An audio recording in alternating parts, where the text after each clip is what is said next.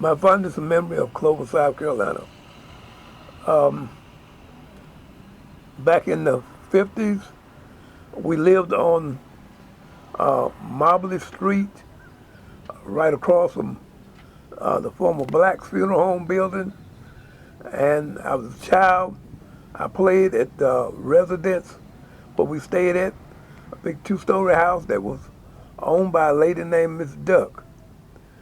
And following that, uh, living at that location up until around 1956, 57, we moved down the street where the school building was moved in to prepare for the new school building to be built on Wilson Street.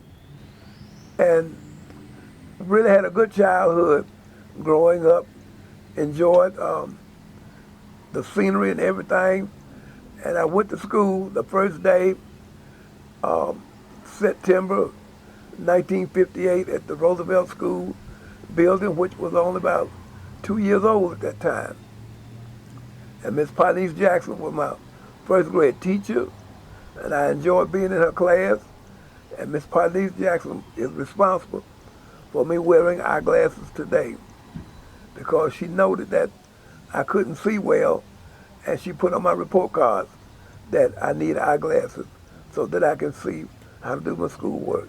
And then growing on up, I got in the fifth grade, and Miss Fanny Jackson was my school teacher. Very good teacher, enjoyed Miss Fanny. And went to sixth grade. Miss Pauline Bratton was my teacher, and enjoyed Roosevelt School the years I was there. And I changed schools in the fall of 1968, and I went to enroll at Clover High School. And Clover High School was good, but we had a lot of problems there, but they got ironed out. Oh, and the schools integrated beginning in 1966, and integration started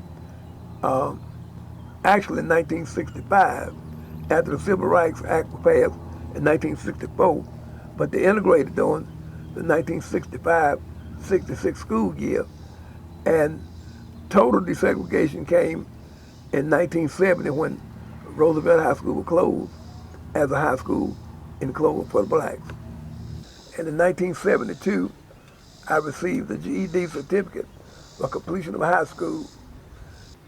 And in our community, our business place was Blacks Funeral Home, which was established in 1942. The old Blacks Funeral Home building has been demolished. A new building took place there in 1985, and right now the building is still there, but Blacks Funeral Home is no longer in existence.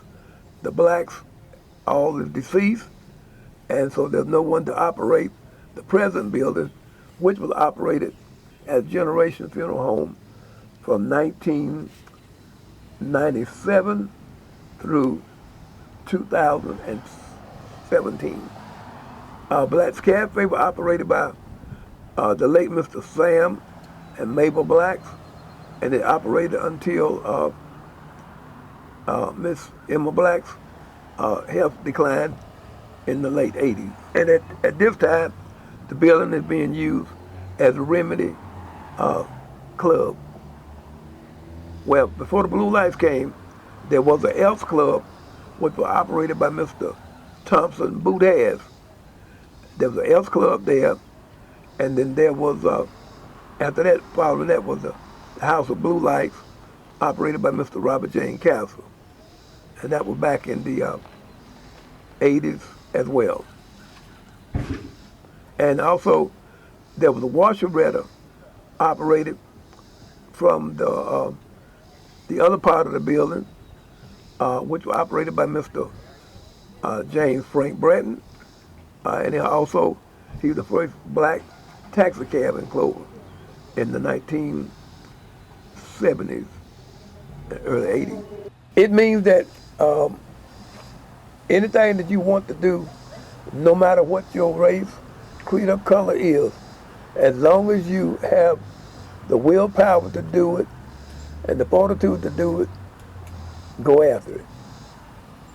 And as long as you get the support of your local people, you can do it. You can do anything but fail.